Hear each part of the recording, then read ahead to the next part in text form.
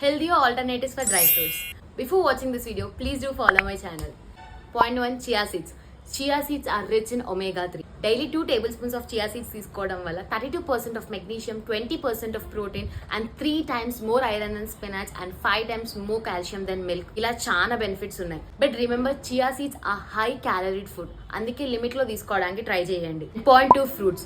Fruits have many minerals, nutrients and antioxidants.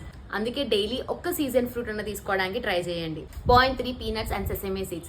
Peanuts are packed with good fats, antioxidants and proteins and the same are with sesame seeds. నువ్వులు heart patients కి చాలా useful.